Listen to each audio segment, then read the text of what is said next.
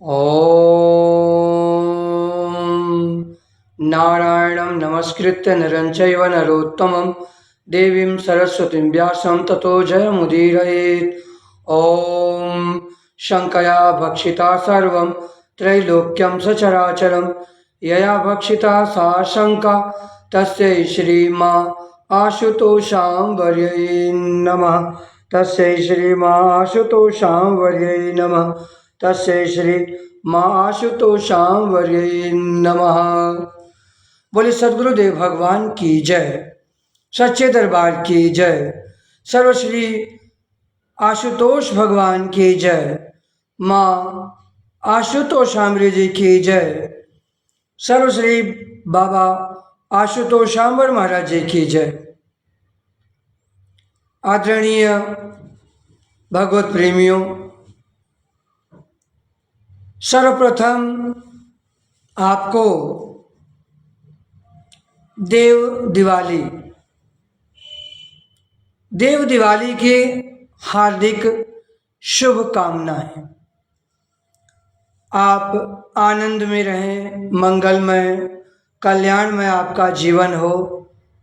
पार ब्रह्म सायुज्या शरण में गुरु माँ आशुतोषांबरी के इस पावन दरबार की ओर से आप समस्त देशवासियों को, प्रभु भक्तों को, समस्त धर्मावलंबियों को देव दिवाली की हार्दिक शुभकामनाएं। आज कार्तिक मास की पूर्णिमा तिथि है। कार्तिक मास के इस पूर्णिमा तिथि को हम देव दिवाली के नाम से जानते हैं। देव दिवाली के नाम से हम इस कार्तिक पूर्णिमा तिथि को हम जानते हैं। पुराणों में कथा आती है, तारकासुर। यह वही तारकासुर है जिसका वध भगवान कार्तिकेय जी ने किया था। उसी तारकासुर के 3 पुत्र थे, तारकाक्ष, कमलाक्ष और विद्युन्माली। ये इसके 3 पुत्र थे। इन तीनों पुत्रों ने बहुत ही घोर तपस्या किया, उग्र तप किया। तप का उद्देश्य था दैवत्व को प्राप्त कर लिया जाए, हम लोग अमर हो जाएं। इन तीनों ने तपस्या किया कि ये तीनों अमर हो जाएं और अमर होकर के अपने पिता की मृत्यु का बदला ले सकें। इनकी यही कामना थी, किंतु उस कामना को फलीभूत करने के लिए इन्होंने तप किया, बहुत उग्र तपस्या किया। तपस्या करने के बाद जब ब्रह्मा जी प्रसन्न हो गए, प्रसन्न होने के बाद ब्रह्मा जी ने कहा कि वर मांगो। तो उन्होंने कहा कि हे पितामह, हे ब्रह्मदेव, आप हमें अमर कर दीजिए। ब्रह्मा जी ने कहा, हे असुर कुमारों, अमरत्व का वरदान नहीं प्राप्त किया जा सकता। यह शरीर नश्वर है, जो आया है उसको एक न एक दिन जाना ही पड़ता है। यह शरीर का नाश होना निश्चित है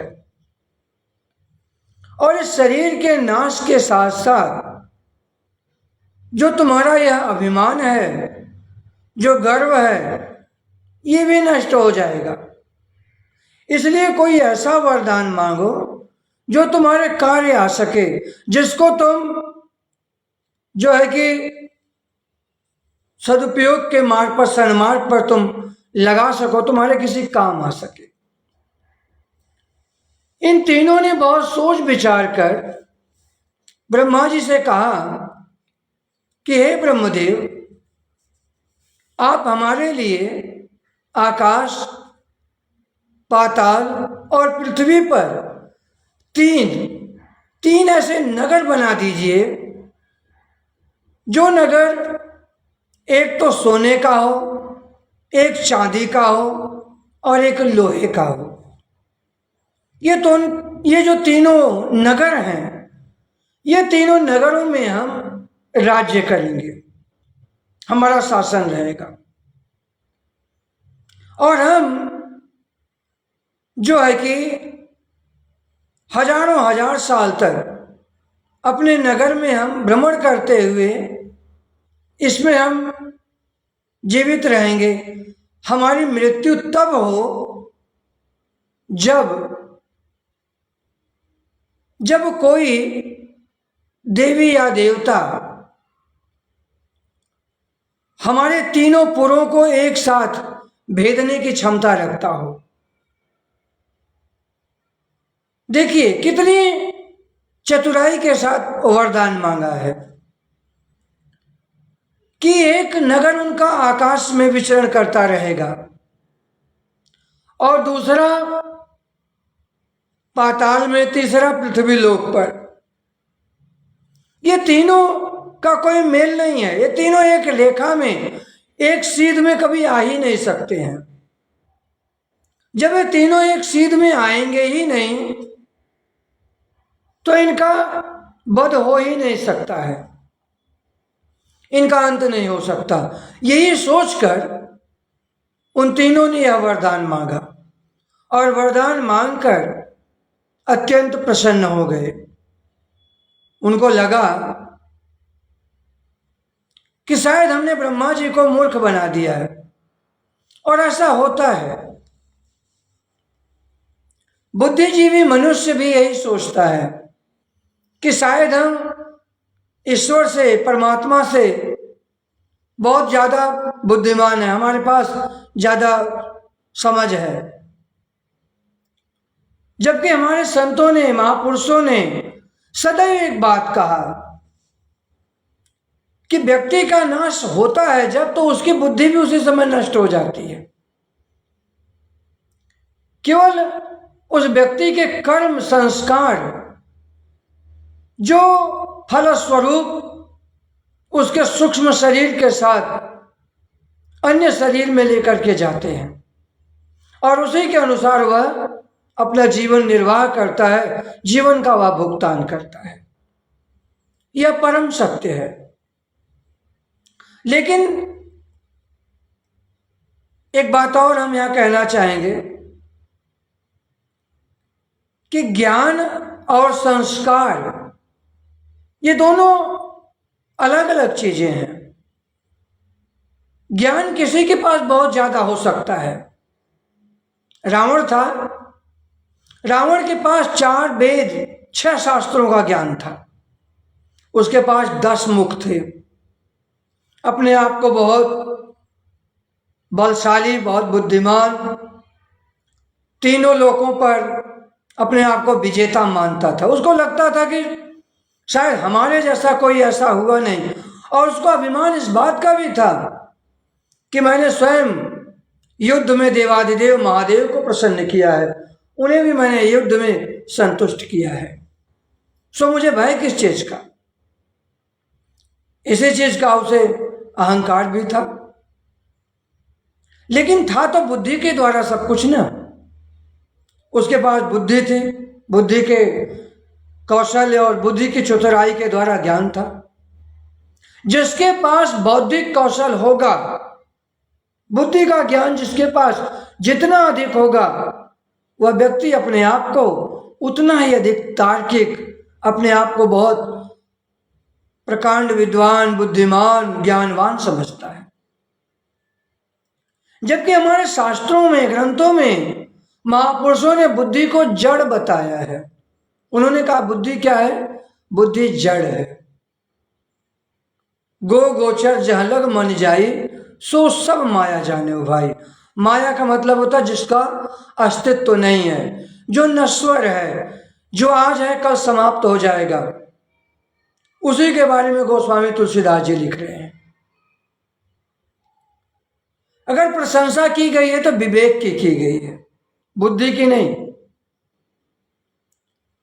लेकिन इन तीनों ने जब वरदान मांग लिया, तारकाक्ष, कमलाक्ष और विद्युन्माली, ये तीनों वरदान प्राप्त करके इन्होंने क्या किया कि तीनों लोकों पर आधिपत्य के लिए निकल पड़े। और उन्होंने सोचा कि एक हमारा भाई पाताल में राज्य करेगा, एक पृथ्वी पर राज्य करेगा और एक स्वर्ग लोक में, तो कभी आमना सामना होगा भी तो हजारों हजार साल बाद होगा, और उस वक्त भी कहाँ इतना समय किसके पास होगा। इसी उद्देश्य से जो है ये अपना शासन करने लगे। कहते हैं जब पापी का पाप बढ़ने लगता है तो उसके पाप के नाश का भी एक दिन समय आता है। जब इनको तीनों का आतंक सृष्टि पर व्याप्त होने लगा तो देवताओं ने जाकर पितामह ब्रह्मा से कहा कि इन तीनों का आतंक से पूरी सृष्टि त्राही त्राही कर रही है, आप इस दैत्य से जो है कि बचने का कोई मार्ग बताइए, बचने का कोई रास्ता बताइए। ब्रह्मा जी ने कहा भाई वरदान तो मैंने दे दिया है, मेरे पास उसका समाधान नहीं है, तुम लोग भगवान विष्णु के पास चले जाओ। भगवान विष्णु ने समस्त देवताओं सहित भगवान शंकर जी के पास गए कि प्रभु कुछ उपाय कीजिए, इसका नाश कैसे हो।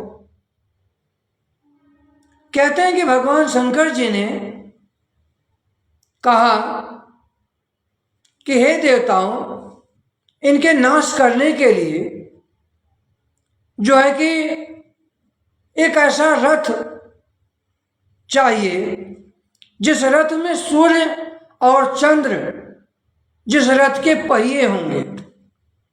ध्यान से सुनिएगा इस गाथा को। एक बहुत ही अलौकिक रथ का निर्माण किया गया। उस रथ के जो दो पहिए जो थे, सूर्य और चंद्र थे। इंद्र, यम, कुबेर और वरुण, इस रथ के 4 घोड़े हैं। और हिमालय पर्वत को धनुष की रूप में बनाया गया और वासुकी नाग उसको प्रत्यंचा। भगवान शंकर जी बाण बने और बाण का जो नोक होता है उस नोक का भाग अग्निदेव का था।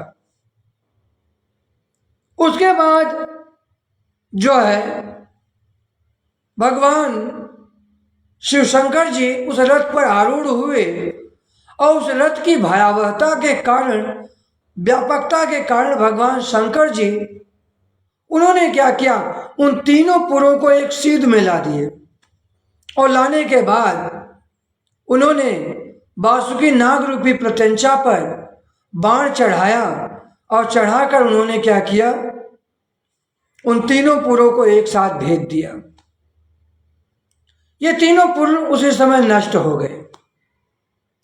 उनके नष्ट हो जाने के उपलक्ष्य में देवताओं ने आज के ही दिन देव दिवाली मनाया था काशी नगरी में। काशी नगरी में उन्होंने आज के ही दिन देव दिवाली मनाई गई। देवताओं की दिवाली आज ही है, आज के दिन। आदरणीय भगवत प्रेमियों, इस गाथा को आपने जैसा सुना या फिर विद्वत समाज ने जैसा पढ़कर व्याख्याएं किया, या करता है, तो निश्चित रूप से यह आप समझिए कि ये गाथा की व्याख्या करने वाला हूबहू इसी प्रकार से करने वाला अल्पज्ञ होगा। वह अल्पज्ञ अज्ञानी है। कोई भी हो, जो भी इस गाथा की व्याख्या शब्दशः करता है, क्योंकि इसे हमें समझना होगा। वास्तव में जो तारकासुर है, इस तारकासुर जो है, इसके जो ये जो तीनों पुत्र हैं, तारकाक्ष, कमलाक्ष, विद्युन्माली, ये जो तारकाक्ष है, इसका अपना एक व्यापक अर्थ है। इसने क्या किया कि जो इसका सोने का जो महल था या सोने का इसका जो नगर था, उसने क्या किया कि इसको दैवत्व, ज्ञान, समृद्धि, पवित्रता, इस पर उसने आच्छादन कर लिया, इसको आच्छादित कर दिया इसने, जिसके द्वारा देव उपासना होती थी, जिसके द्वारा, जिस तत्व के द्वारा देवों की वृद्धि होती थी, देव उपासना की जाती थी, जिसके द्वारा दैवत्व को धारण किया जाता था, इसने क्या किया, उन हविर्भाग को इसने स्पर्श कर दिया, इसने उस पर अपना आधिपत्य स्थापित कर लिया। और कमलाक्ष, इसने क्या किया कि जो सृष्टि का संतुलन था, जिसके द्वारा सृष्टि संतुलित होती थी, जो सृष्टि का संतुलन है, जो अंतर्ज्ञान है, अंतर्ज्ञान मतलब जो आत्मा की आवाज है, जिस आत्मा की आवाज को सुनकर एक साधक, एक जिज्ञासु आगे बढ़ता है, इसने क्या किया, उसको उस पर अतिक्रमण कर लिया, उस पर आधिपत्य स्थापित कर दिया इसने, उसको भी वह मिटा दिया। और तीसरा जो विद्युन्माली, ये जो है भौतिक जगत का साहस, सामर्थ्य और शक्ति के द्वारा इन तीनों ने क्या किया कि अपने आप को हूबहू वैसा कराना आरंभ कर दिया जिस प्रकार से रावण ने, कुंभकर्ण ने और हिरण्याक्ष और हिरण्यकश्यपु ने किया। इन तीनों ने इसी कृत्य को करना आरंभ कर दिया। जब ऐसा हुआ तो क्या हुआ कि सृष्टि का संतुलन डगमगाने लगा। उस वक्त सृष्टि के संतुलन जब डगमगाने लगा तो उस वक्त जो व्यापक तत्व हैं, जिसको हम जो वरुण जल के भी देवता हैं, यम नियंत्रण शक्ति भी है, यम नियंत्रण शक्ति, इंद्र आत्मा, आत्मिक ऊर्जा, आत्मिक ओज, और कुबेर ऐश्वर्य, वह ऐश्वर्य जो दैवत्व को पोषण में सहायक होता है। भगवान ने क्या किया कि जब इन तीनों ने इन सभी को दूषित कर दिया तो भगवान ने इन तीनों को अश्व के रूप में, अश्व का अर्थ होता है प्रकाश, अश्व बनाने, घोड़ा बनाया इसका, इनको घोड़ा बनने के लिए कहा, अनेक इनको प्रकाश दिया,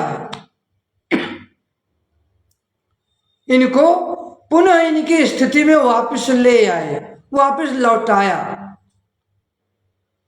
सूर्य और चंद्र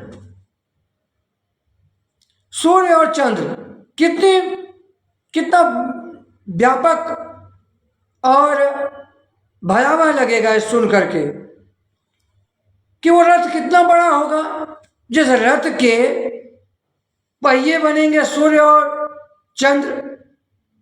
सूर्य तो पृथ्वी से बहुत बड़ा है, चंद्रमा से, तो एक रथ का पहिया तो बहुत बड़ा हो जाएगा, दूसरे रथ का पहिया तो बहुत छोटा हो जाएगा। फिर तो जाहिर सी बात है कहानी कुछ और है यहाँ पे।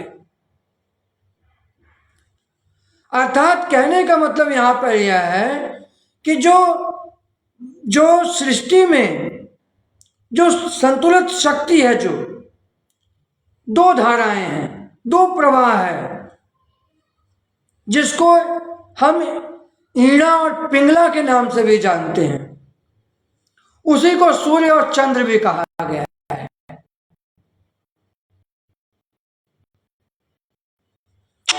जो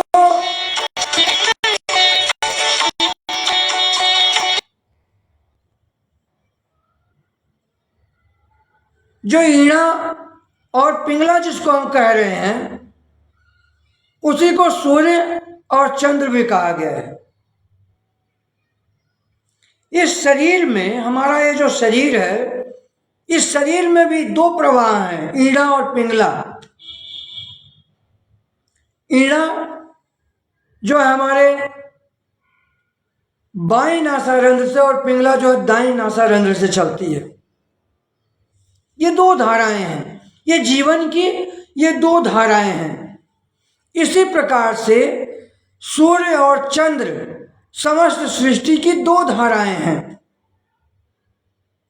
सूर्य अगाध अथाह ऊर्जा के केंद्र बिंदु हैं, और संपूर्ण ऊर्जा को जब पूरा दिन प्रवाहित करते हैं,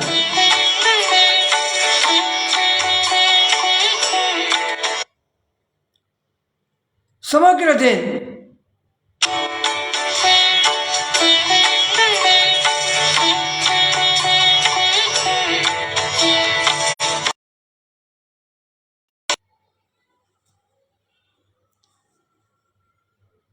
तो बात चल रही थी कि जिस प्रकार से इस मानव शरीर में दो धाराएं हैं, ईड़ा और पिंगला, उसी तरीके से अखिल विश्व ब्रह्मांड में भी दो धाराएं हैं, सूर्य और चंद्र। जहां सूर्य अखाध अथाह ऊर्जा के केंद्र बिंदु हैं, वहीं पे चंद्रमा जो है वह पोषक तत्व है। चंद्रमा जो है कि समस्त वनस्पतियों, समस्त स्थावर जंगम में वो पोषण का कार्य करते हैं, पोषक तत्वों का जो है कि वह संचार करते हैं। आदिन पूरा दिन सूर्य जो ऊर्जा का प्रवाह बरसाते हैं, चंद्रदेव उस पर आकर के उस ऊर्जा को सही दिशा में, सही प्रकार से उसको पुनः मानव मात्र तक, स्थावर जंगम तक, चराचर जगत तक उसको वह संपूर्ण रूप से उस कार्य को वो करते हैं। तो ये है रथ, ये जीवन का रथ भी है, ये जीवन का भी रथ है ये, और सृष्टि का भी रथ है ये। इन दोनों को इन तीनों असुरों ने प्रभावित कर दिया। जब इनको प्रभावित कर दिया, इनकी धुरी को उन्होंने अस्त व्यस्त कर दिया, तब भगवान शिव शंकर महादेव जी ने कहा कि मैं अब तुम लोगों को पुनः प्रकाश देने की इच्छा रखता हूं, तुम्हें पुनः प्रकाश प्रदान करना है। इसमें एक बात यह जानने योग्य है कि जहां पर यह वर्णन मिल रहा है कि हिमालय को उन्होंने क्या बनाया, डोरी के रूप में, धनुष के रूप में। हिमालय इतना बड़ा पर्वत, उसको धनुष के रूप में बनाने का क्या अर्थ है? और उसके बाद वासुकी नाग, उसकी प्रत्यंचा सुनने के बाद कितना हास्यास्पद लगेगा, किंतु यह रहस्य से ओतप्रोत है। हिमालय का अर्थ है यहां पर ईश्वरीय शक्ति, यानी वह ईश्वरीय शक्ति हिमालय की इतना अपरिमित थी। परमेश्वर ने, भगवान शिव जी ने क्या किया कि उस अपनी अव्यक्त शक्ति जो उनकी ईश्वरीय शक्ति है, उस ईश्वरीय शक्ति को उन्होंने धनुष के रूप में बनाया और प्रत्यंचा शेष मतलब वह जो समाप्त नहीं होता, अर्थात जो अनंत है, जो अनंत है, जो अखंड है, जिसको खंडित नहीं किया जा सकता, उस अखंड को उन्होंने प्रत्यंचा के रूप में इस्तेमाल किया। और शिव तो स्वयं कल्याण कारक हैं, निराकार स्वरूप परोपकारी हैं। उन्होंने इस प्रकार से धनुष पर बाण चढ़ाया, लेकिन उसका नोक जो है उसको उन्होंने अग्निदेव, अग्नि को उन्होंने कहा कि ये अग्नि जो है ये बाण के नोक बनेंगे। अब देखा जाए एक बात और यहाँ पर, तो भगवान शंकर जी से ज्यादा महान तो अग्नि यहाँ दिखाई दे रहे हैं, क्योंकि सारे नगर जो पुर है सारे वो अग्नि के कारण नष्ट हुए। नहीं, ऐसा नहीं है। यहाँ पर अग्नि का यहाँ पर बहुत व्यापक अर्थ है। अग्नि का यहाँ पर अर्थ है कि ऊर्जा को, यानी जो प्रकाशीय जो तत्व है उससे एक तत्व ने दूसरे तत्व को संपूर्णता से प्रकाशित कर दिया। किस प्रकार से, आइए समझते हैं। जैसे मान लीजिए एक लकड़ी है,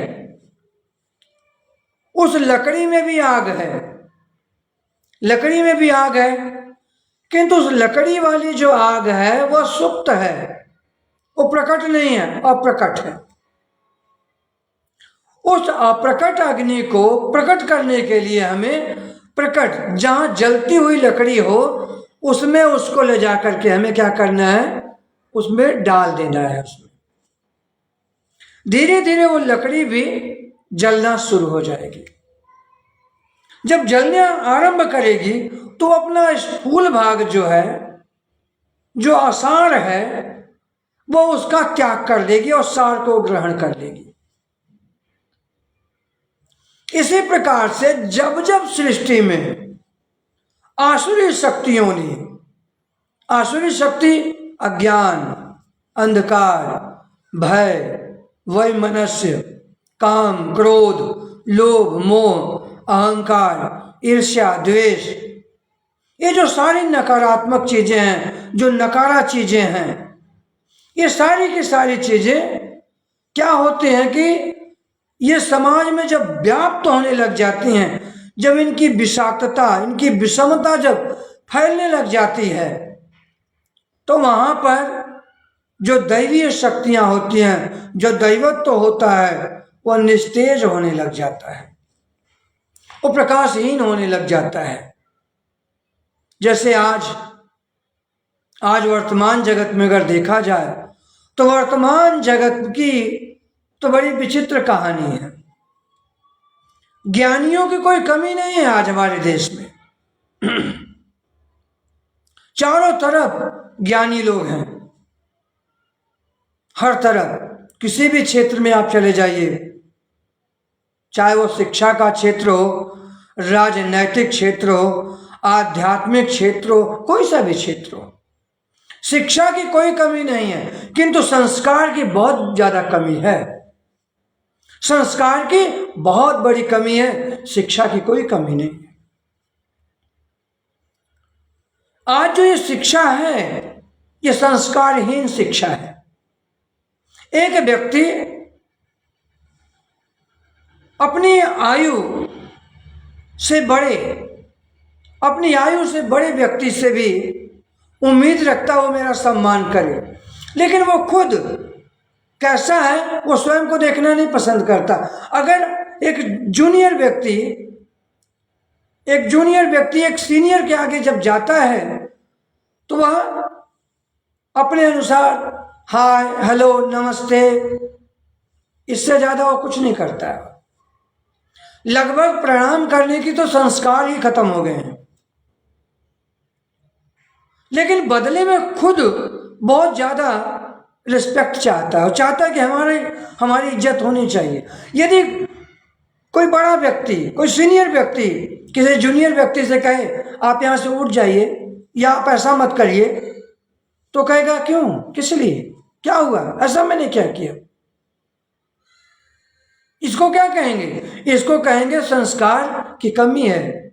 ज्ञान तो हो सकता है उसके पास ज्यादा हो, संस्कार नहीं है। क्योंकि एक समय था भारतवर्ष में, इस देश का एक सौभाग्य था, और वो सौभाग्य यह था, हम उस वक्त की बात कर रहे हैं, उस समय की बात हम कर रहे हैं जब उम्र नहीं, क्या देखा जाता था, ज्ञान देखा जाता था और संस्कार देखा जाता था। अगर अपने से कोई संस्कार में श्रेष्ठ व्यक्ति अगर कोई आ जाता था तो जूनियर व्यक्ति भी उठ करके उसको प्रणाम करता था, नमस्कार करता था। देखने को जिस वक्त श्री सुखदेव मुनि जी महाराज कथा सुनाने के लिए राजा परीक्षित को जब आते हैं तो उनकी आयु 16 साल की थी, आयु उनकी 16 वर्ष की है, और उनके आगे बैठे हुए राजा परीक्षित की आयु 70-80 साल की है। किंतु फिर भी राजा परीक्षित उठ करके उनका सम्मान करते हैं। क्यों? संस्कार के कारण, क्योंकि उनके पास संस्कार मरे नहीं थे, संस्कार जीवित थे। उन्हें पता था कि ये जो मेरे सामने बैठे हैं ये कोई साधारण व्यक्ति नहीं है। और भी बहुत से उदाहरण हम ले लेते हैं, हमारे इतिहास में ऐसे बहुत से और भी उदाहरण हैं। कहते हैं कि हमारे देश की गुलामी के समय की बात है, उस वक्त जो है एक बहुत ही जाने माने जो है कि प्रोफेसर हैं, शिक्षक थे,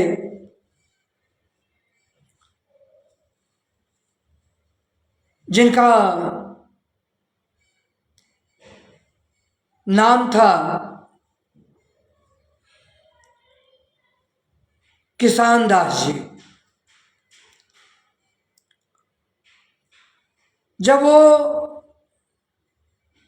अपने ऑफिस जाते हैं, कार्य से जब जाते हैं, तो उनकी उम्र के अनुसार उनका जो रसोइया है वो बहुत अल्प आयु का, बहुत छोटी उम्र का है। वो उसको पैर छूते, उसको प्रणाम करते हैं, प्रणाम करने के बाद फिर हो जाते हैं। जब निकल रहे थे एक दिन, एक अंग्रेज ने देखा ये इन्होंने प्रणाम किया, और जैसे उसने टिफिन पकड़ाया उन्होंने उसको प्रणाम किया। तो ने अंग्रेज ने कहा कि ये आप इनको कैसे प्रणाम कर रहे हैं, ये तो आपसे आयु में बहुत छोटे हैं। कहते हैं यहाँ पर आयु नहीं, यहाँ पर ज्ञान देखा जाता है। वे आयु में बेशक कम हैं, किंतु वे ब्राह्मण हैं, कुलीन घर से हैं, संस्कारी घर से हैं, इसलिए उन्हें हमने प्रणाम किया है। संस्कार की पूजा की गई है। यहाँ पर क्रीडवंतो विश्वमार्याम हमारी संस्कृति है कि विश्व के समस्त लोग श्रेष्ठ हो, लेकिन कब? वो श्रेष्ठता सबसे पहले हमारे अंदर होनी जरूरी है। हमारे पास संस्कार यदि होंगे नहीं तो हम विश्व को क्या संस्कार देंगे? हम उम्मीद अपने सामने वाले से करते हैं कि सामने वाला संस्कारवान होना चाहिए, और खुद के बारे में क्या? खुद के बारे में तो अपने संस्कार की कोई पहचान ही नहीं है हमारे पास। राजनीतिक क्षेत्र में यदि हम देखें तो हमारे माननीय प्रधानमंत्री नरेंद्र मोदी जी इतने शालीन और सभ्य शब्दों का प्रयोग करते हैं, और दूसरी तरफ कांग्रेस के लीडर हैं राहुल गांधी जी, जिनके शब्दों की अगर देखा जाए तो यही समझ में आता है कि यह संस्कार की कमी है। क्योंकि फर्जी डिग्री कोई कहीं से भी प्राप्त कर सकता है, खरीद कर के डिग्रियां मिल जाएंगी, कोई बहुत बड़ी चीज नहीं है, मिल जाएंगी, आसानी से मिल जाएंगे। किंतु संस्कार खरीदने से भी नहीं मिलते हैं। ये तो प्राप्त किया जाता है, अपने परिश्रम से प्राप्त किया जाता है। इसके लिए आपको कमाना पड़ेगा, तब जाकर के संस्कार मिलेंगे, नहीं तो संस्कार मिलने वाले ऐसे नहीं हैं।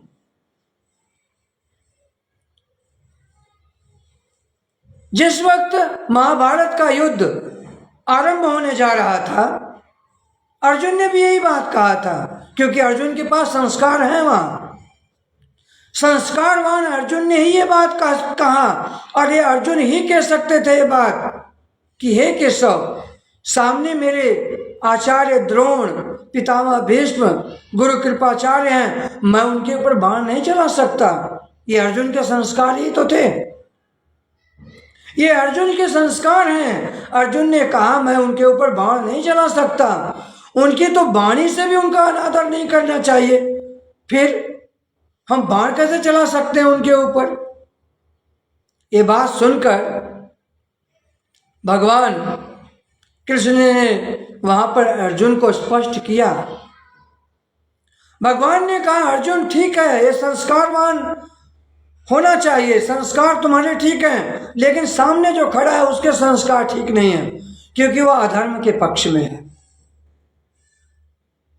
चाहे कोई कितना ही बड़ा ज्ञानी क्यों ना हो, रावण 4 वेद 6 शास्त्र 18 पुराणों का ज्ञाता था, तो इसका क्या मतलब है कि सारा समाज उसके पीछे चल पड़े? बिल्कुल नहीं, समाज उसके पीछे नहीं चला, समाज राम के पीछे चला, क्योंकि राम आदर्श हैं, राम जीवन है, राम सत्य हैं, राम अनादि हैं।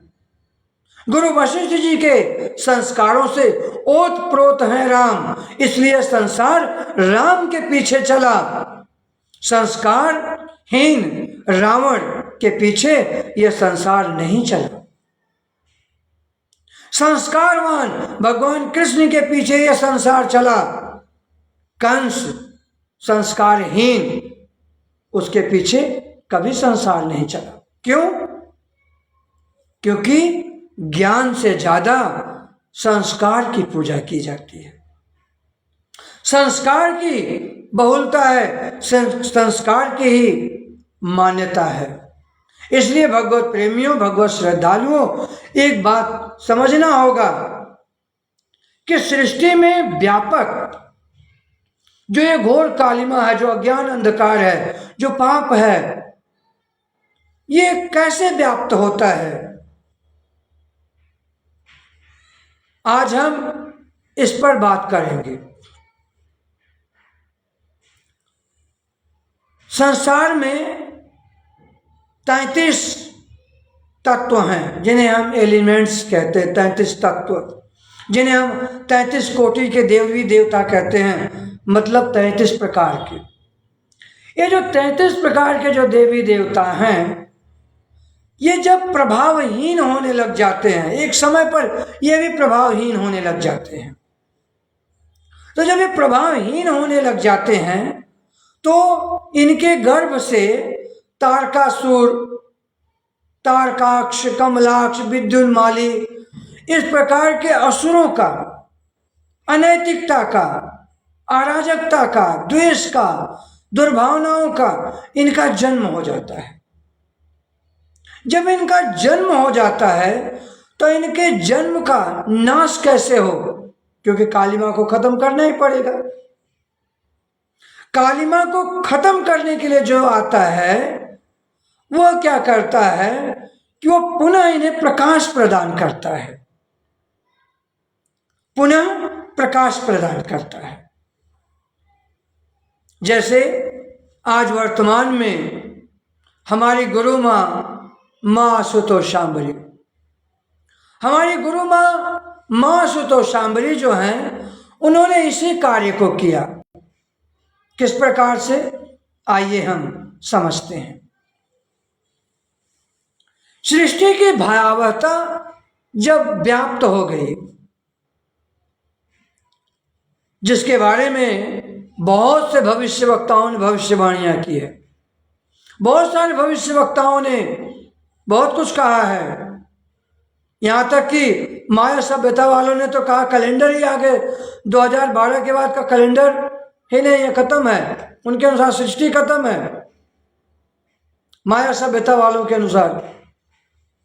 और भी बहुत सी चीजें हैं, नास्ट्रेडमस, सामुद्रिक ज्ञान, ब्रह्मांड पुराण, कल्कि पुराण, इन समस्त पुराणों के साथ साथ और भी बहुत से भविष्य वक्ता हुए, बाबा बैंगा इत्यादि बहुत से हुए।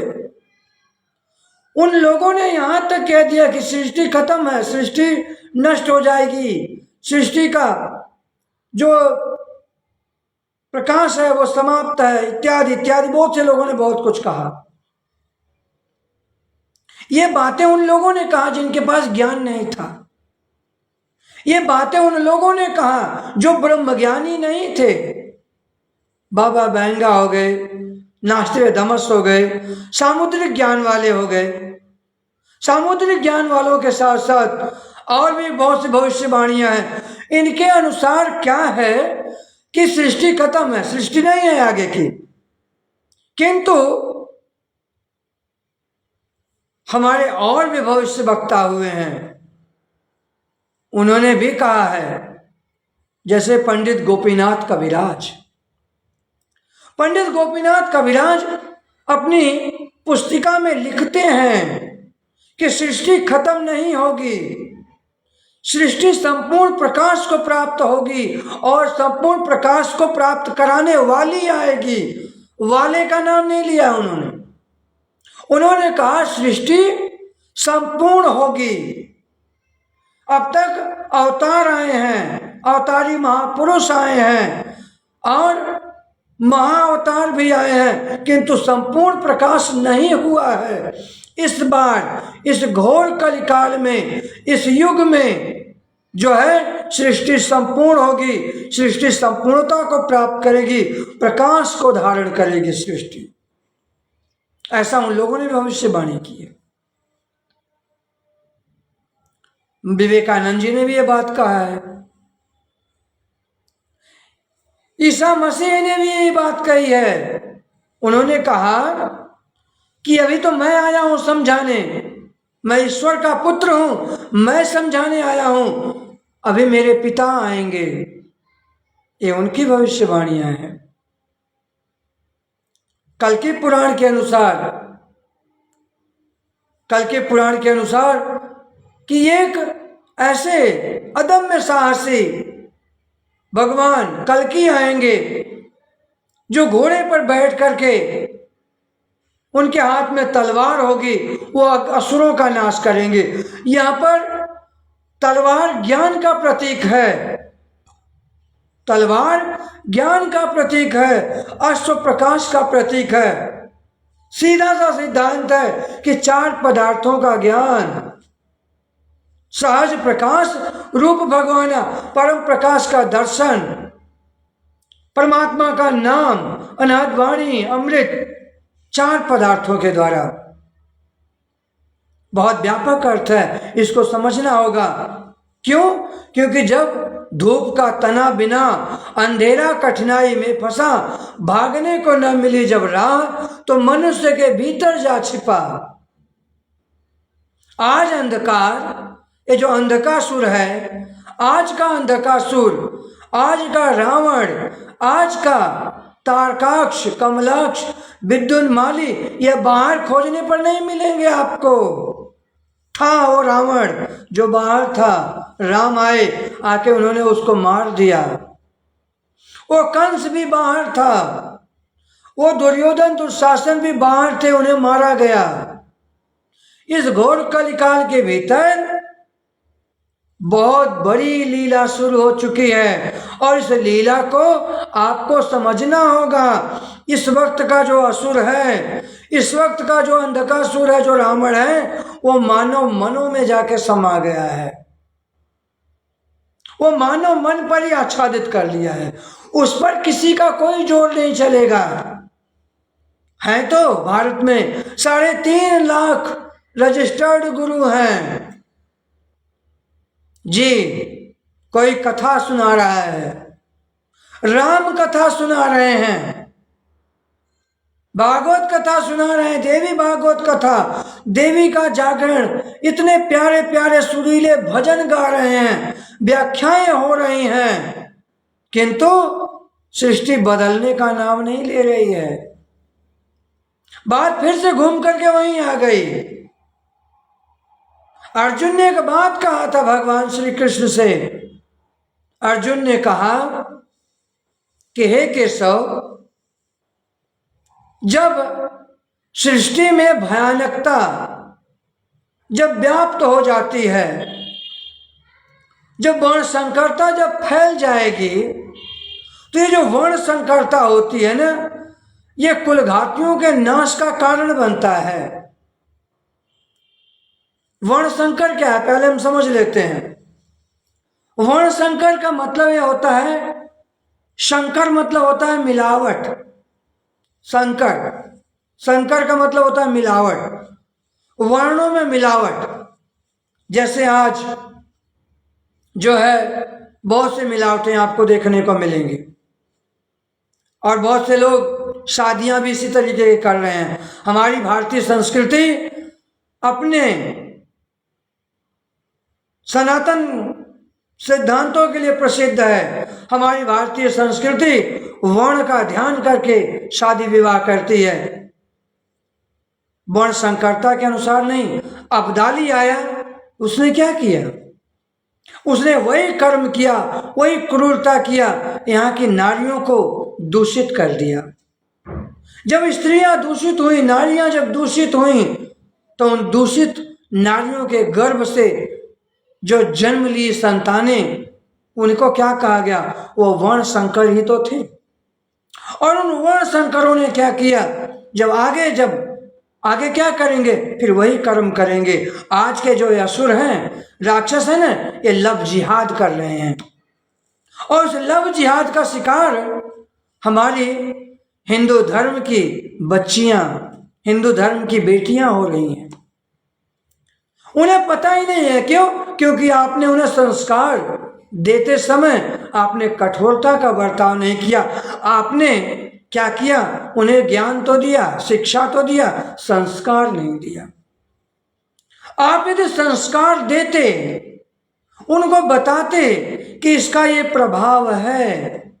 अरे हमारी भारतीय संस्कृति तो हीन व्यक्ति का भी पैर छूने से मना करती है, क्योंकि एक शराबी व्यक्ति के अगर आप पैर छुओगे तो उसके गुण तो होंगे नहीं, दोष होंगे, वही आपके अंदर आएंगे।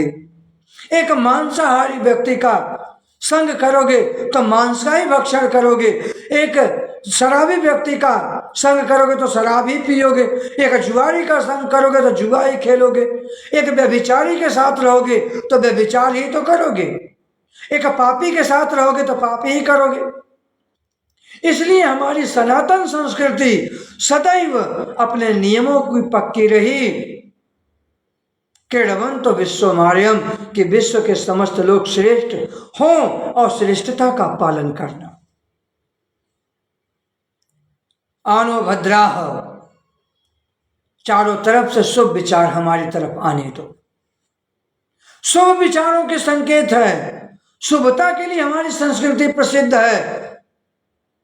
आज ये जो वर्ण संकरता फैलाई जा रही है समाज में ना, ये जो नग्नता जो समाज में दृष्टिगोचर हो रही है, जो आज संतुलन बना रहे हैं कि बच्चे और बच्चियां बराबर हैं, हम इसके विरोधी नहीं हैं, लेकिन उसमें बराबरी करते करते आप कहां चले गए यार?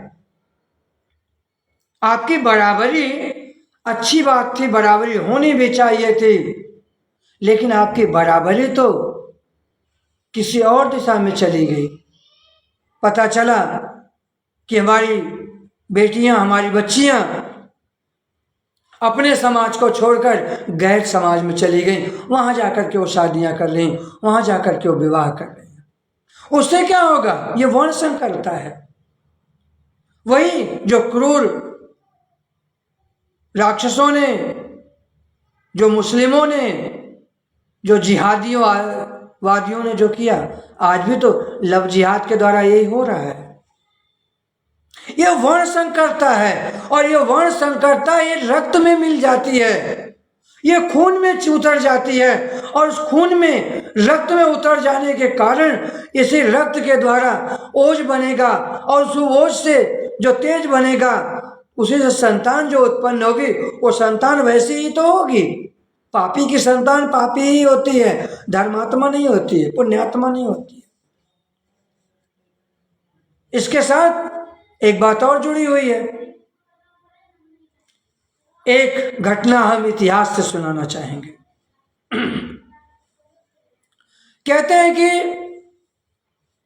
राजा उग्रसेन कंस की जो माता थी ना, उससे प्रेम नहीं करते थे।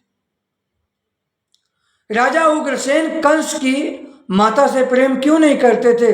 वो इसलिए प्रेम नहीं करते थे, कहते हैं कि एक बार कंस की जो माता है अपने सखियों के साथ राजकीय वाटिका में टहल रही थी। राजकीय वाटिका में टहल रही थी जब उसी समय आकाश मार्ग से एक पड़ोस देश का राजा जा रहा था। उसने जब देखा उग्रसेन की पत्नी को, रानी को, तो रानी उसे बहुत सुंदर लगी। उसने क्या किया, अपने विमान से उतरा और राजा उग्रसेन का रूप धारण किया, और रूप धारण करके जाकर के उसने क्या किया कि रानी के साथ व्यभिचार किया। उस व्यभिचार के फलस्वरूप कंस का जन्म हुआ था। उस कंस का जो जन्म हुआ था,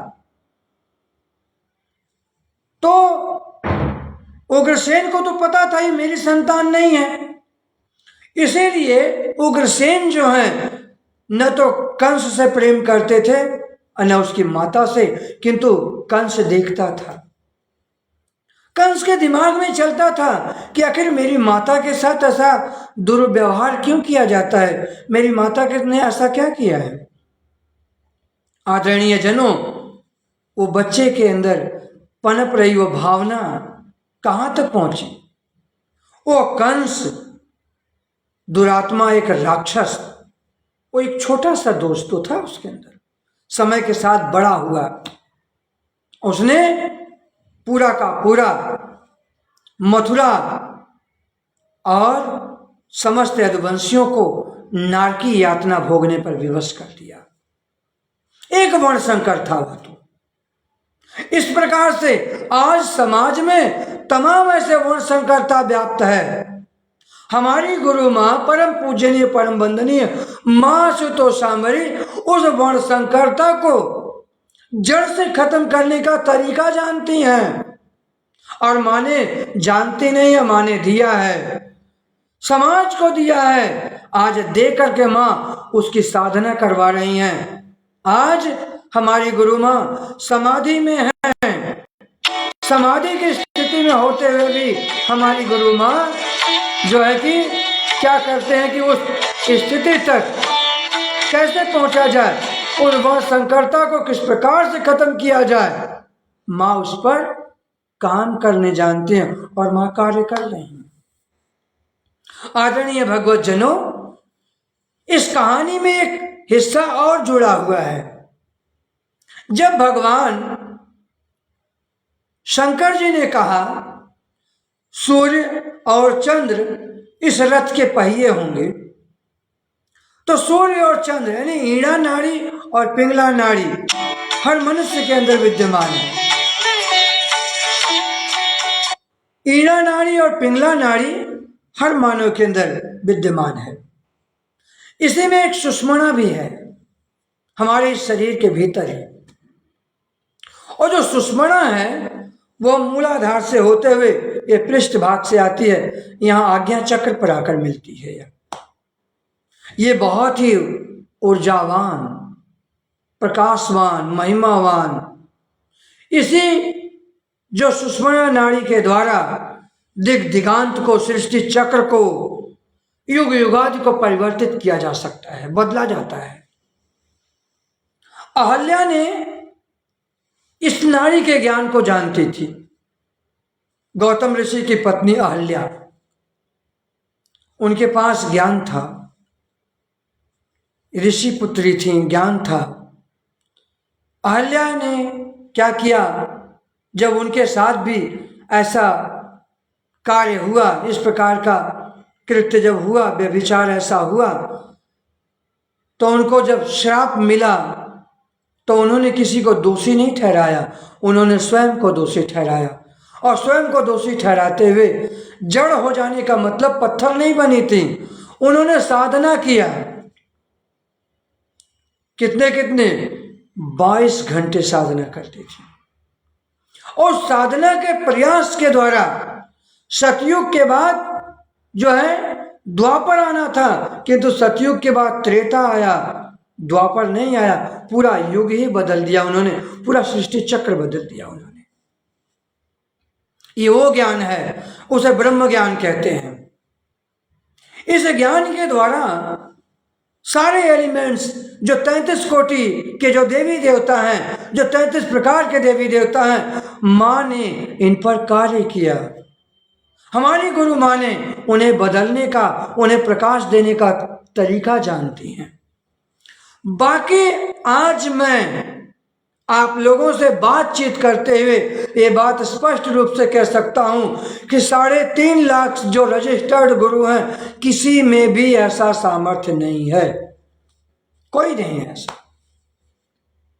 हमारी गुरु माँ 28 जनवरी 2024 को बोलकर, बताकर, भविष्यवाणियां करके समाधि में गईं। आज भी उनका शरीर सुरक्षित रखा हुआ है, आज भी उनका देह सकुशल है। ऐसा 3.5 लाख रजिस्टर्ड गुरुओं में ऐसा कोई गुरु नहीं हुआ जो ये कहे कि जी ऐसा है, हम ऐसा कर रहे हैं, ऐसा होगा। नहीं, हमने किसी का नाम नहीं सुना। हमारी गुरु माँ 11 दिन, 21 दिन, 25 दिन, 40 दिन, 60 दिन, 90 दिन उनके वचन मात्र से लोग जल पे रहते हैं, और जल पर रखकर माँ ने साधना करवाया। माँ ने अग्नि की साधना कराई। प्रकाश का संग कैसे करते हैं, यानी कहने का मतलब कि उस प्रकाश तत्व, जो प्रकाशीय जो ऊर्जा है, उस पर जल तत्व, वरुण, हमने सुना कि यम, इंद्र, अग्नि, वरुण, कुबेर, ये सारे दूषित हो गए थे। चंद्र और सूर्य भी दूषित हो गए थे। इन सबको प्रकाश दिया भगवान शंकर जी ने। आज वर्तमान में भी तो सृष्टि दूषित है, दोषयुक्त है आज भी सृष्टि। सो इसके कैसे शुद्ध किया जाएगा? ज्ञान के द्वारा। और ये ज्ञान की जो तरीका है, जो विधि है, ये ज्ञान गोपनीय ज्ञान है, और गोपनीय ज्ञान को आप आत्मसात करें, आप प्राप्त करें। बदलने के तरीके को तो आपको अपनाना पड़ेगा।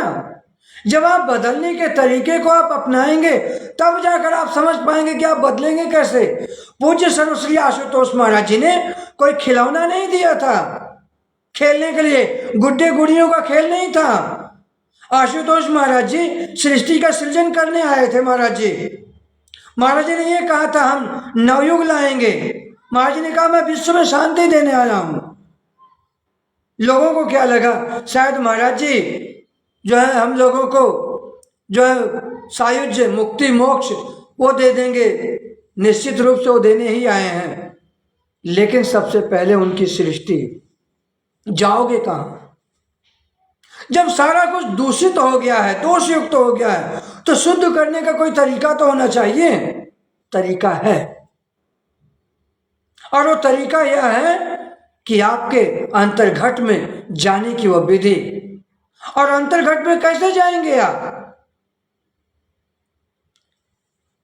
जहां पे ये बात कही गई है कि सूर्य और चंद्र रथ के पहिए बने हैं, वहीं पर सुषमणा नारी भी है, उसका जिक्र नहीं किया गया है। वह ज्ञानी जानता है। जो जाने सो दे जनाई, जानत तुम्हें तुम्हें हो जाए।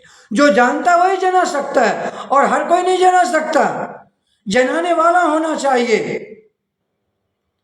पूज्य सर्वश्री आशुतोष महाराज जी ने स्वयं कहा, हाँ परमात्मा है, देखा जाता है, और मैं उसे देने आया हूं, दिखाने आया हूं। और उन्होंने डंके की चोट पर दिखाया।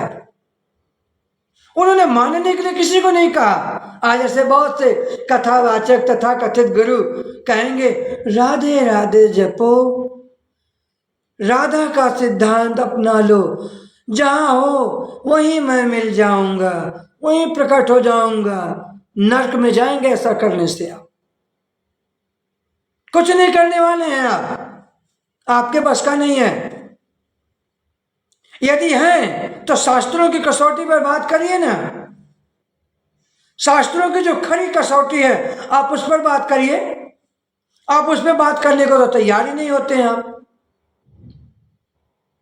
शास्त्र सम्मत बात कीजिए। आप शास्त्रों में कहा गया है, यह शास्त्र विधि मुत्सृज्य वर्तते काम का अर्थ न सिद्धिम अवाप्नोति न सुखम न परांगतिम। जो शास्त्र विधि को छोड़कर मनमाना आचरण करता है, मनमाना मार्ग बताता है, वह न सिद्धि को प्राप्त होता है, न सुख को, न परम गति को। आप कह रहे हैं राधे राधे जपिए, आप माला जपने के लिए दे रहे हैं। आप कह रहे हैं राधे कृष्ण कहिए, आप कह रहे हैं राम राम जपिए, आप कह रहे हैं हम हनुमते जपिए। कहां से भाई? इसका वर्णन ही नहीं ग्रंथों में, तो बिना मतलब का काम। इसलिए कहा गया कि फूटी आंख विवेक की, जाने न संत असंत, जिसके पीछे 10-20 ताको नाम महंत। लोग महंत बना लेते हैं। अजी फला गुरु बहुत पहुंचे हुए हैं, चमत्कार को नमस्कार कर लें। भगवत प्रेमियों, यदि आप जागरूक हैं, ज्ञानी हैं, तो आप रामचरितमानस की वो चौपाई उठा करके पढ़िए। रामचरितमानस में कह रहे हैं कलिमल ग्रसे धर्म सब, लुप्त भय सदग्रंथ, दम्भी निजमति कल्पी करी, प्रकट किए बहु पंथ। मार्ग सोई जाके जो भावा, पंडित सोई जो गाल बजावा। है ना? ये तो कर रहे हैं समाज में कि जिसको जो अच्छा लग रहा है वो वही करना शुरू कर दिया। कोई चमत्कार करने लग गया, भविष्य बताने लग गया, भविष्य की गाथा गुत्थियां खोलने लग गया। यूट्यूब पे ऐसी तमाम वीडियो आपको मिल जाएंगी। अभी हाल ही में मीडिया वालों ने एक बच्चे को दिखाया, बताया। वो 12 साल का होने के बाद लड़का जो है, अपने पिछले जन्म की बातें उसको याद थी, अपनी पहली पत्नी के पास चला गया। वो कहता वो मेरी पहली पत्नी है, मैं उसके पास जाऊंगा। पिछले जन्म में की घटना उसको याद है। इसको क्या कहेंगे आप? ये भी तो एक जो है कि अपने आप में अद्भुत बात है। जाकर के उसके पीछे लग जाइए ना। नहीं जाएंगे आप उसके पीछे। क्यों? क्योंकि वो अपने जन्म को जानता है, आपको थोड़ी जानता है वो। ऐसे तमाम चीजें हैं। भगवत प्रेमियों, हर मामले में आप जागरूक हैं, किंतु जब बात अध्यात्म की आती है तब आपको क्या हो जाता है? तब आपको सत्य नाम से जूड़ी लगे, सत्य के नाम से जड़ ठंड लगने लग जाती है। आपको जो है कि क्या कहते हैं कि एक बीमारी होती है जिसको सन्निपात की बीमारी कहते हैं।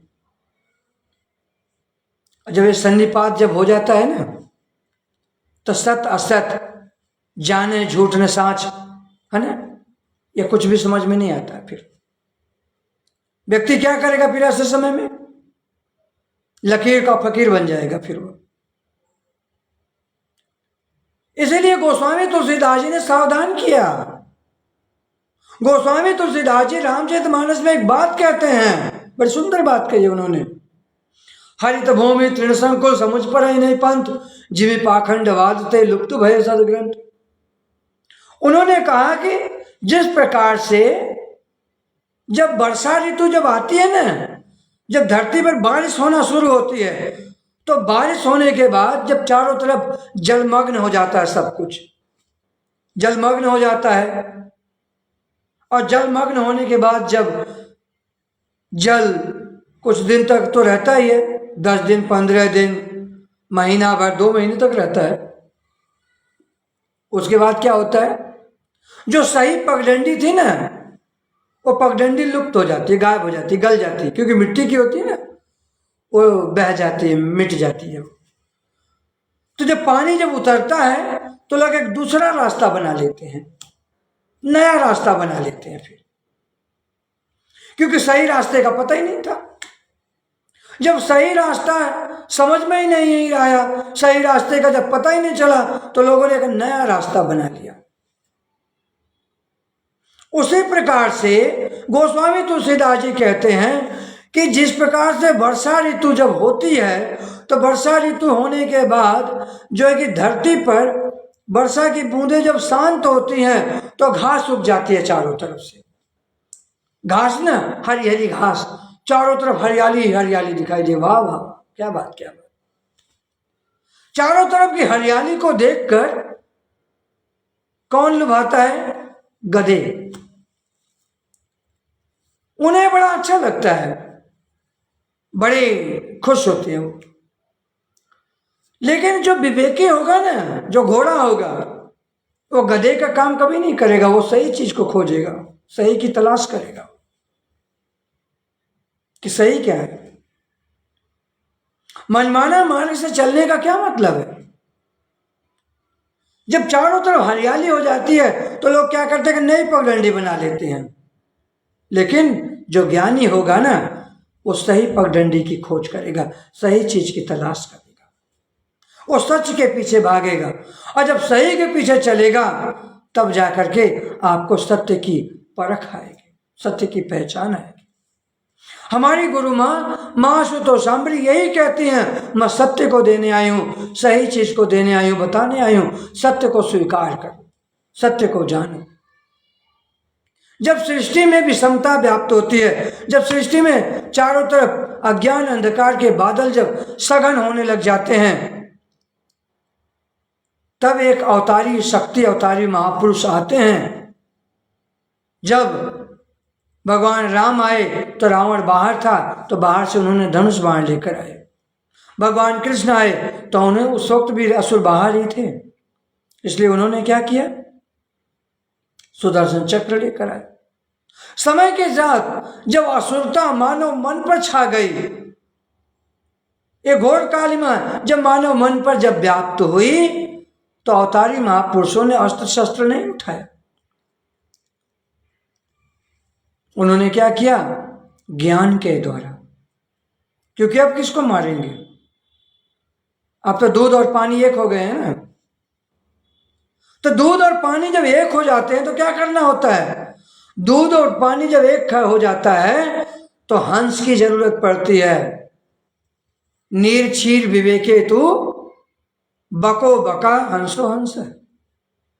दूध और पानी जब एक हो जाए, मिल जाए, तो हंस बनना पड़ता है, बगुला नहीं। अगर आप बगुला बनोगे तो आप कभी भी दूध नहीं प्राप्त कर सकते। इसलिए हंस बनिए। हंस क्या करता है? हंस क्या करता है? अपने चोंच को उस दूध और पानी मिश्रित पानी में अपने चोंच को डालकर ऐसे ऐसे गोल गोल घुमाता है। उसके जो सूंड से एक तरल पदार्थ, खट्टा पदार्थ टपकता है और दूध उसी समय फट जाता है, और वो दूध को वह खा लेता है और पानी को वो छोड़ देता है। इसीलिए कहा गया, माखन माखन संतन खाए, छाछ जगत बरतानी। लेकिन जो संत होगा उसकी पहचान, साधु की पहचान भाई, किसी और की पहचान नहीं। साधु जो होगा ना, वो 4 पदार्थों का ज्ञान देगा। 4 पदार्थ क्या? मज्जन फल पेखिए तत्काला, काक होय पिक बकौ मराला, सूर्य आचरज करे जन कोई, सत्संगति महिमा नहीं गोई। श्री गुरु चरण सरोज रज निजमन मुकुर सुधार, वर्णो रघुबर विमल जस जो दायक फलचार। 4 पदार्थों का ज्ञान देगा वो। 4 पदार्थ। सबसे पहले प्रकाश, प्रकाश का दर्शन करिए। दूसरा अनादिनाथ, तीसरा, श्वासों में चलने वाला नाम जो सुषुम्ना में जाकर प्रकट होता है, जिसके द्वारा आप प्रकाश को, अनाहत को सुनते हुए अमृत में अपने जीवन को कर सकते हैं। चौथा पदार्थ अमृत। भगवत प्रेमियों, इसीलिए हम एक बात कहना चाह रहे हैं यहाँ पर कि हमारे जितने भी अवतारी महापुरुष हैं, संत सदगुरु हैं, उनकी पहचान है ज्ञान। हृदय ज्ञाने न मुक्ति, ज्ञान के बिना किसी की मुक्ति नहीं है। और ज्ञान की पहचान क्या है? प्रकाश का दर्शन, ईश्वरीय वाणी अनादनाद का श्रवण, श्वासों में चलने वाले अव्यक्त नाम को प्रकट कर उस अमृत को अंतर्घट में ही पी लेना, प्राप्त कर लेना, तब जाकर बात बन पाएगी। ऐसे नहीं बात बनने वाली है। हम क्या कर रहे हैं? बाहर से राम राम राम राम राम राम जप रहे हैं। कबीर दास जी कहते हैं, माला तो कर में फिरे, जी फिरे मुख माही, ऐसे मनवा तो चौदेश फिरे, या तो सुमिरन नहीं। माला कर में फिरे, हाथ में फेर रहे हैं, अजीब मुख में। कुछ लोग हमसे कहते हैं हम 3:30 बजे उठ के ब्रह्म मुहूर्त में नहा लेते हैं, उससे क्या हो जाएगा? हाँ, नहाने से क्या होगा? तन की मैल समाप्त हो जाएगी, आलस्य खत्म हो जाएगा, प्रमाद खत्म हो जाएगा। कुछ लोग कहते हैं हम योगासन करते हैं, उठ के प्राणायाम, कपाल भाती, भस्त्रिका, ये वो करते हैं, उससे क्या होगा? शरीर स्वस्थ रहेगा। लेकिन बहुत सी चीजें तो अभी भी फंस गई। अभी क्या फंसा? अभी वो ज्ञान, अभी ज्ञान, ईश्वर का ज्ञान कहाँ हुआ? चेतना है जो चेतन निस्दिन में प्राणी, छिन छिन अवध घटे फूटे घट जो पानी। आपको चेतना में उतरना है, आत्मा की गहराई में जाना है। जब आप आत्मा की गहराई में जाओगे तब समझ पाओगे। आप बिना गए, आत्मा की गहराई में बिना उतरे, आप क्या कर पाएंगे? कुछ भी नहीं। बाहर से आप जितना मर्जी राम राम कहिए, राधे कृष्ण कहिए, बाहर से आप जितना मर्जी, मीराबाई से बड़े तो आप नहीं होंगे। अब राधा रानी का बात कर रहे होते हैं, राधे कृष्ण की बात कर रहे हैं। अरे मीराबाई को स्वयं भगवान कृष्ण ने स्वप्न में प्रकट होकर के कहा, मीरा ये गुड्डे गुड़ियों का खेल बंद कर, तो रविदास महाराज जी की शरण में जा। आज वर्तमान में मैं वहां हूं, जाकर के तो वहां तत्व ज्ञान प्राप्त कर, मेरे वास्तविक स्वरूप को जान। आपने तो पूरा सिद्धांत उलट दिया। आजकल के धर्मगुरु धर्माचार्य पूरा सिद्धांत उलट दिए सबके सब। जबकि भगवान कृष्ण कह रहे हैं गीता में, तद विद्धि प्रणिपाते परिप्रश्न सेवया उपदेक्षन्ति ते ज्ञानम ज्ञानिनस्तत्त्वदर्शिनः। तुम उस विधि को जानो, उस शाश्वत विधि को प्राप्त करने के लिए ऐसे श्रोत्रिय ब्रह्मनिष्ठ तत्वदर्शी गुरु के पास जाओ, जाकर उनको विधिवत प्रणिपात हो, प्रणाम करो, दंडवत प्रणाम करो, और प्रणाम करने के बाद उनसे प्रश्न करो, तद विधि, वो विधि क्या है, शाश्वत विधि क्या है।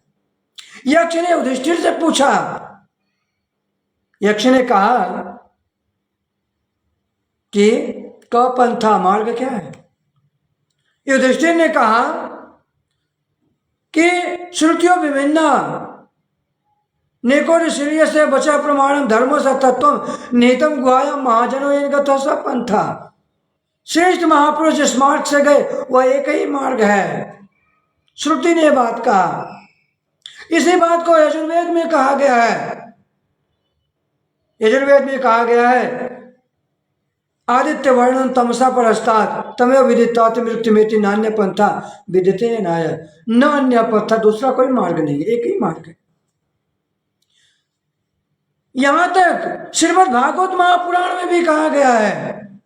भागवत महापुराण में जो है, स्वयं सनत कुमार चारों बाल योगी कहते हैं कि ऋषियों ने बहुत से मार्ग प्रकट किए हैं, किंतु शाश्वत मार्ग जो गुप्त है, उस गोपनीय मार्ग को मैं तुम्हें बता रहा हूं। उन्होंने उस गोपनीय मार्ग को बताया, शाश्वत मार्ग को बताया। आपने पता नहीं कौन सी कंठी घुमाना शुरू कर दिया, माला फेरना शुरू कर दिया, राधे कृष्ण जपना शुरू कर दिया, सुबह ब्रह्म मुहूर्त में नहा रहे हैं, पाठ कर रहे हैं, हनुमान चालीसा पढ़ रहे हैं। हनुमान चालीसा तुलसीदास जी ने कब पढ़ा था? कहते हैं कि जब आगरा के जेल में तुलसीदास जी को जब बंद कर दिया गया तो वहां पर तुलसीदास जी ने हनुमान चालीसे की रचना कर दी। रचना करने के बाद उन्होंने कहा कि अब मैं इस जेल से तब जाऊंगा जो मेरे साथ जितने भी बंदी हैं इनको भी रिहा करो। कहते हैं उनको लेकर के वो वहां से निकले। ऐसा नहीं कि इसका पाठ करने से लाभ नहीं है, लाभ है लेकिन कोई फायदा नहीं है। देख, शाश्वत मार्ग अपनाइए, शाश्वत विधि कुछ और है। इसलिए भगवत प्रेमियों, आदरणीय भगवत जनों, भगवत श्रद्धालुओं, आप सभी लोगों को शाश्वत मार्ग अपनाना चाहिए। शाश्वत विधि का पालन करो। शाश्वत सिद्धांत है, घर में घर दिखाई दे सो सतगुरु पुरुष सुजान।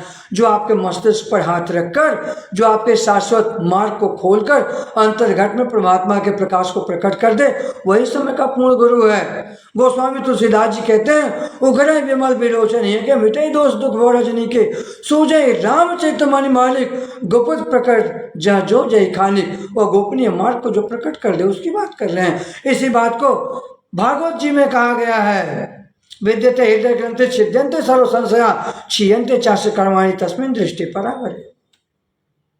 तच्छु ब्रह्म ज्योतिषाम ज्योतिष तद्यदात्म विदो विदु, उपनिषदों में कहा गया है। हिरणमय परे को से भृजम ब्रह्म निष्कलम, तच्छु ब्रह्म ज्योतिषाम ज्योतिष तद्यदात्म विदो विदु। कौन सी दुनिया में जी रहे हैं आप? भौतिक जगत का तो आपके पास पूरा ज्ञान है।